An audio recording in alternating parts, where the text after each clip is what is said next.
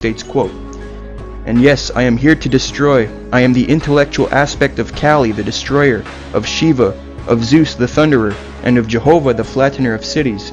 But I am also part and parcel of the creative life force that permeates the cosmos.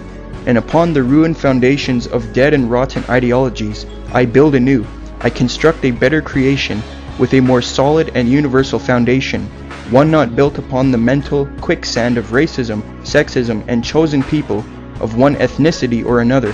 I build anew atop this foundation that wisdom is found in every culture, race, and creed, and even throughout the cosmos, as it cannot be and never has been contained in one person, one book, one race, or one gender.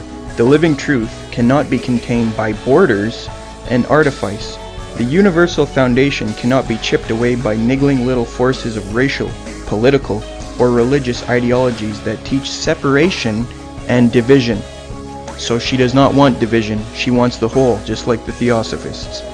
I find that very interesting. Now, in the January 1960 edition of Lucifer Theosophic magazine, N. Sri Ram reveals that Freemasonry and Theosophy are working for world government and the restoration of the mysteries. He states, speaking in Chicago in 1927, Dr. Besant spoke likewise on the world religion or fellowship faiths, the world university, and the revival of the mysteries, these being three practical measures to which the Theosophical Society will devote itself largely during the next half-century. Let us consider the restoration of the mysteries. It is well known among the members of the co-Masonic movement that its work has been faithfully continued up to the present time, and that its number of lodges has steadily increased. Yet it seems to me that we may expect in the near future, when world peace has been ensured at last, still greater changes, or rather an extension of this Masonic part of the work, for we are told that it is destined to further the revival of the mysteries. I imagine that at such an auspicious time, when the inner and outer worlds will have come much nearer together, some of the great leaders of the hierarchy might take part in the outer work of reconstruction and will then become recognized leaders of the new world government, unquote.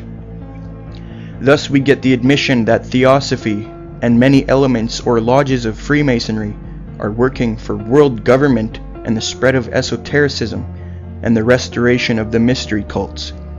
Yes, I'm the intellectual aspect of Kali and Shiva, as Acharya states.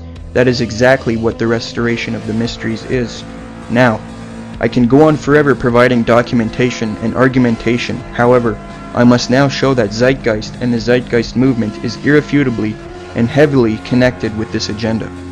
Much has already been said, and there is much documentation supporting the fact that Zeitgeist is connected to these esoteric organizations.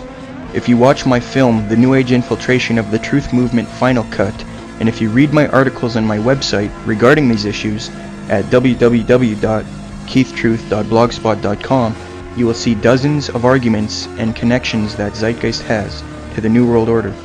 Chris White of nowheretorun.podmatic.com also uncovered many points as well, which are noted in his radio show, podcasts, YouTube videos, Google videos, and articles.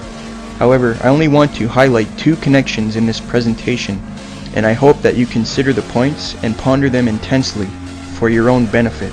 The 2 points are: 1. Zeitgeist appeals to Theosophists and Freemasons and or those connected with the organizations as objective sources of information. A simple rule of logic is that normally films only appeal to people who support their case or ideology in an affirmative way, or normally people only appeal to people who they are comfortable being associated with if they are using them for affirmative sources as opposed to making an article exposing people. For example, if you cite Helena Blavatsky, the founder of Theosophy's book, to expose her, that is one thing. But if you cite her to support your position and ideology or views, that is another. For example, I often cite people who I can relate to and who I am connected with and comfortable with, like William Cooper, Fritz Springmeier, Randall N. Baer, Chris White, etc. They support my case. However, in this case, Zeitgeist appeals to Helena Blavatsky, the founder of Theosophy, Manly P. Hall, the 33rd degree Freemason who advocated world government time and time again, and who was an early proponent of astrotheology, who placed Jesus as the sun and the age of Pisces, along with theosophy. Gerald Massey, the Egyptologist who wrote for Lucifer magazine numerous times, and who is often highly regarded by Blavatsky in her Lucifer magazine. Zeitgeist also cites the theosophist and New World Order advocate Jordan Maxwell, and even uses his lectures in the intro. Zeitgeist cites Krishnamurti, former theosophist who was brainwashed since childhood by Anne Besant, and in whose lectures still have the residue of theosophic ideology. Krishnamurti retained connections with theosophy after he decided not to be their false Christ, which was originally planned. They cite the New Age guru and mystery cult revivalist Acharya S. Godfrey Higgins, the Druid and Freemason who is often quoted by Blavatsky in her Lucifer magazine. An example is the November-October edition, page 68. Zeitgeist also appeals to the notorious Freemason Albert Pike and Albert Churchward, and many more.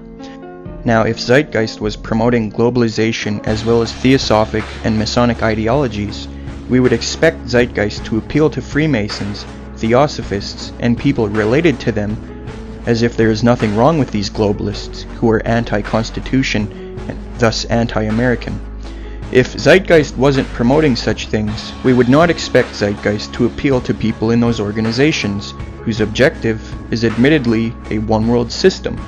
However, Zeitgeist does appeal to these people heavily, so it supports my case.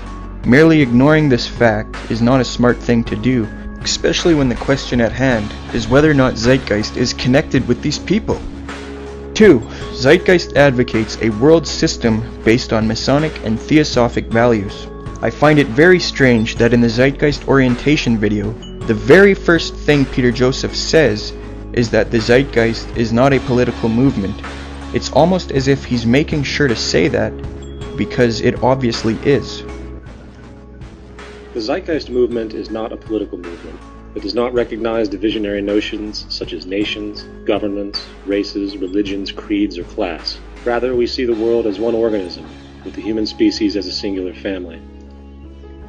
If Zeitgeist's vision is the same as its Freemasonic and Theosophic sources' vision, in that a world system is awaited, we would expect Zeitgeist to offer a world system as a solution to the poor conditions that the elite have created right now, such as the economy, social problems, and general insufficiency. If it turns out that Zeitgeist is actually advocating the tearing down of all governmental systems and the concept of the state, which would by default tear down the Constitution and in place erect a one-world system, then that proves that Zeitgeist is connected with this agenda. Does Zeitgeist advocate a one-world system and the tearing down of the state and the country and the Constitution? Government and the concept of the state will eventually be outgrown entirely and replaced by an objective system of global resource management and technological organization. Government and the concept of the state will eventually be outgrown entirely and replaced by an objective system of global resource management and technological organization. Government and the concept of the state will eventually be outgrown entirely and replaced by an objective system of global resource management and technological organization. Zeitgeist's whole premise of getting rid of the United States government and the state would entail getting rid of the Constitution. When you advocate the world unification and the abolition of government, that means the Constitution of the United States is gone. In Peter Joseph's automated world system, there is no room for state or government. Thus, since the Constitution of the United States is dependent upon the state, Joseph is advocating the doing away with the Constitution that so many freedom-loving Americans adore. This idea is what the Truth movement is supposed to be fighting. The Patriot movement is supposed to be trying to uphold the Constitution as opposed to getting rid of the state, the country, and the Constitution. The Truth movement is supposed to be trying to fix the government and uphold the Bill of Rights, not abolish the government altogether.